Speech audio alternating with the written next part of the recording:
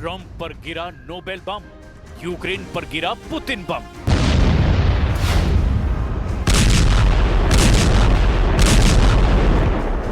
तीन साल 6 महीने से ज्यादा की रूस यूक्रेन जंग में पिछले 24 घंटे में यूक्रेन की राजधानी कीव पर रूस के कयामती हमलों ने कोहराम मचा दिया है।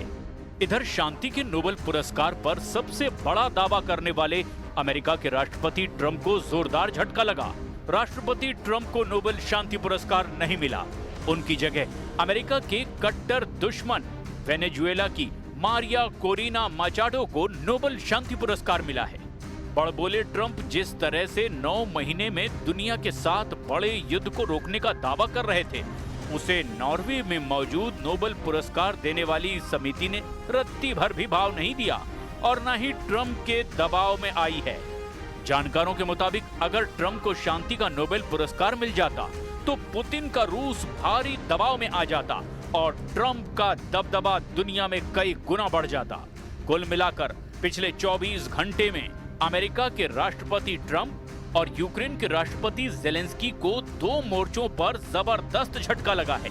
कुल मिलाकर अब नेटो ये मानकर चल रहा है कि रूस से किसी भी वक्त बड़ी जंग छिड़ सकती है।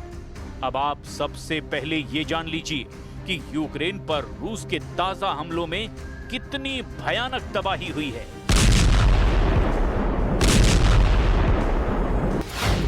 कीव पर क्रूज बैलिस्टिक मिसाइल हमले, 480 हवाई हमलों में उड़े चीथड़े। यूक्रेन के राष्ट्रपति ज़ेलेंस्की अमेरिका से लंबी दूरी की टॉम हॉक मिसाइलें आने का इंतजार कर रहे हैं, लेकिन अभी तक ट्रंप ने एक भी टॉम हॉक मिसाइल यूक्रेन को नहीं दी है। जबकि दूसरी तरफ 3 अक्टूबर 2025 से लेकर अब तक यूक्रेन के 27 इलाकों पर 2500 से ज्यादा हवाई हमले रूस कर चुका है। रूस के इन हमलों में क्रूज और बैलिस्टिक मिसाइलों का जमकर इस्तेमाल हुआ। ज़ेलेंस्की ने खुद दावा किया कि रूस इस्कंदर और किंजल जैसी मिसाइलों से यूक्रेन की राजधानी कीव समेत 13 शहरों पर हमले कर चुका है। कीव में पिछले 24 घंटे में ही रूस ने भीषण हमले करके ज़ेलेंस्की को बैकफुट पर ला दिया है। ज़ेलेंस्की अमेरिका, यूरोप और नेटो से गुहार लगा रहे हैं कि रूस के खिलाफ सख्त से सख्त एक्शन लो, लेकिन अभी तक यूक्रेन की तरफ से रूस के खिलाफ सीधा और बड़ा युद्ध करने के लिए कोई तैयार तक नहीं हुआ। अब आप ये भी जान लीजिए कि रूस ने आधी रात में यूक्रेन में कहां-कहां कयामती हमले किए हैं।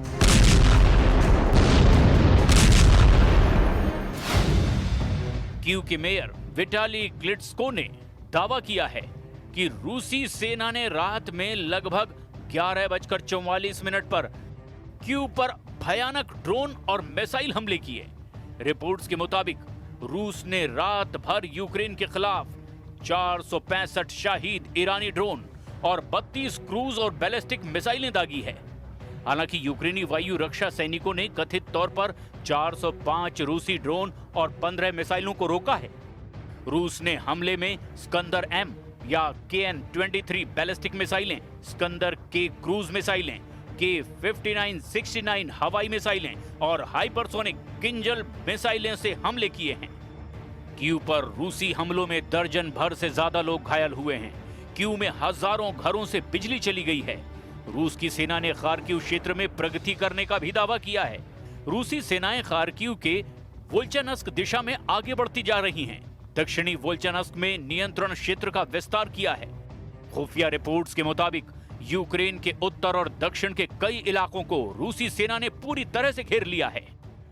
Там были вопросы, связанные, скажем, с обсуждением проблем с поставками новых систем оружия, в том числе дальнобойных систем высокой точности, это томагавки и так далее. Но я уже сказал, что это приведет к разрушению наших отношений, во всяком случае наметившихся позитивных тенденций в этих отношениях.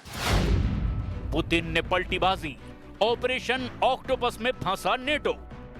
यूक्रेन पर रूसी हवाई हमलों की सुनामी का कोहराम यूरोप तक पहुंच रहा है। यूरोप में सुरक्षा को लेकर खतरा महसूस किया जाने लगा है। हाल के हफ्तों में नेटो सहयोगियों के खिलाफ रूस की हवाई घुसपैठ के बाद अब यूरोप में पुतिन की रणनीति को लेकर चर्चा तेज हो गई है। ब्रिटेन के पूर्व खुफिया अधिकारी और रक्षा एक्सपर्ट फिलिप इनग्राम ने रूसी घुसपैठ को पुतिन की एक खतरनाक चाल बताया है। इनग्राम का कहना है कि इसके पीछे क्रेमलिन का असली मकसद दहशत फैलाना है। एक्सपर्ट्स का मानना है कि पुतिन पूरे यूरोप को ऑक्टोपस की तरह अपने शिकंजे में कस रहे हैं। ब्रिटेन के पूर्व खुफिया अधिकारी और रक्षा विशेषज्ञ फिलिप इनग्राम रूसी घुसपैठ को एक छलावा बता रहे हैं और उन्होंने कहा कि पुतिन यूक्रेन में चल रहे युद्ध के बहाने पश्चिमी धन और संसाधनों को कम करने की कोशिश कर रहे हैं। फिलिप का दावा है कि यूरोपीय नेता बैठकों में ये पता लगाने की कोशिश कर रहे हैं कि कैसे जवाब दिया जाए। उधर रूस लगातार मजबूत होता जा रहा है। फिलिप का दावा है कि पुतिन की हालिया उकसावे वाली गतिविधियां नेटो को हवा में उलझाने की चाल है। ब्रिटिश मीडिया आउटलेट द सन के कार्यक्रम बैटल प्लान्स एक्सपोज्ड में फिलिप इनग्राम ने कहा कि हमने नेटो हवाई क्षेत्र का उल्लंघन करने वाली रूसी विमानों की संख्या में भारी वृद्धि देखी है, जिसमें गठबंधन की राजनीति और सैन्य दोनों ही सीमाएं पार हो गई है और उसकी परीक्षा हो रही है। फिलिप के मुताबिक रूसी मिग 31 लड़ाकू विमानों ने एस्टोनिया के हवाई क्षेत्र में 12 मिनट तक घुसपैठ की, जिससे पूरा यूरोप सख्ते में आ गया था।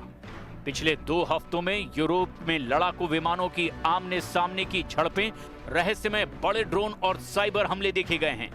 इसके अलावा पोलैंड और रोमानिया में भी रूसी ड्रोन की घुसपैठ देखी गई। हालांकि रूसी मीडिया और क्रेमलिन ने इन खबरों को फर्जी और पूरी तरह से नेटो का दुष्प्रचार बताया है।